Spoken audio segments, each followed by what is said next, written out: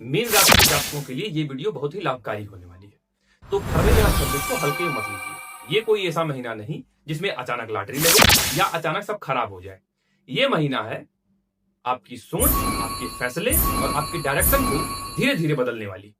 और इस वीडियो में मैं कोई कहानी नहीं सुनाने वाला हूं, न डराने वाली बात कहने वाला हूं।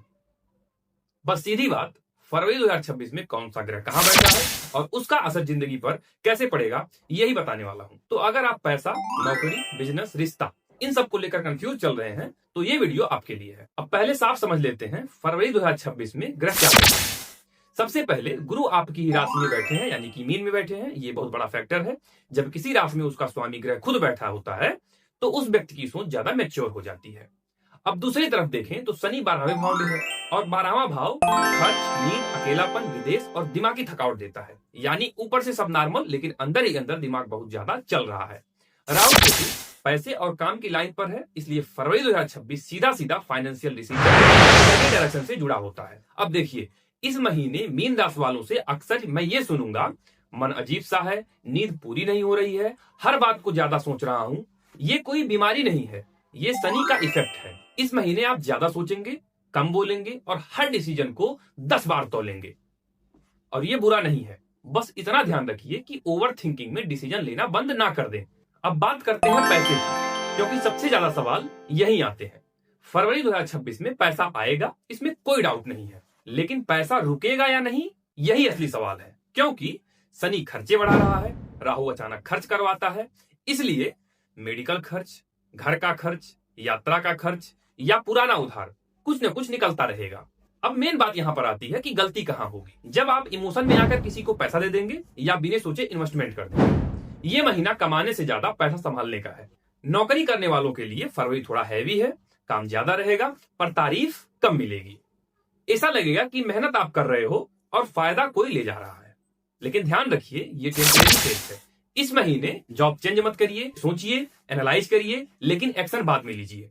सरकारी नौकरी, शिक्षा, मेडिकल, रिसर्च लाइन वालों के लिए स्थिति स्टेबल रहेगी। बिजनेस वालों के लिए यह महीना रिस्क लेने का नहीं है, रिस्क समझने का है। पुराने क्लाइंट वापस आ सकते हैं, रुका हुआ पैसा निकल सकता है, लेकिन पार्टनरशिप में सावधानी रखना बहुत ही जरूरी है।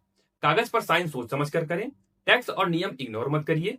नया बिजनेस शुरू करना है तो प्लानिंग करो और लॉन्च महीने की आखिरी में करो।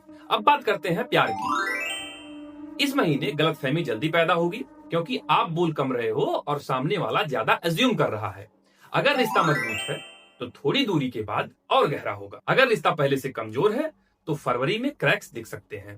सिंगल लोगों के लिए पास्ट कनेक्शन वापस आ सकता है, लेकिन क्लियरिटी थोड़ा टाइम लेगी। बात करते हैं शादीशुदा लोगों की। तो शादीशुदा लोगों के लिए लाइफ पार्टनर इमोशनल हो सकता है या आप खुद थोड़ा डिटैच्ड रहेंगे।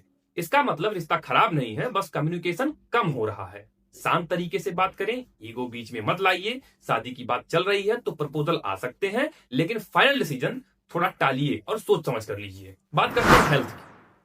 तो हेल्थ में कोई बड़ी बीमारी नहीं दिखती है, लेकिन निग्लेक्ट नुकसान देगा। नींद, स्ट्रेस, डाइजेशन, इन तीनों चीजों को ध्यान रखना जरूरी है। पानी ज्यादा पीजिए, मोबाइल रात में कम चलाइए, बस इतना काफी है। अब बात कर लेते हैं, ये कोई चमत्कार नहीं, बस ग्रहों को बैलेंस करने के तरीके हैं। गुरुवार को पीला फल दान करें, शनिवार को तेल या कंबल दान करें, और सबसे जरूरी उपाय, हर बड़ा फैसला लिख कर लीजिए। आखिरी बात यही कहूंगा, फरवरी 2026 तेज रिजल्ट का महीना नहीं है, लेकिन सही डायरेक्शन तय करने का सही महीना है।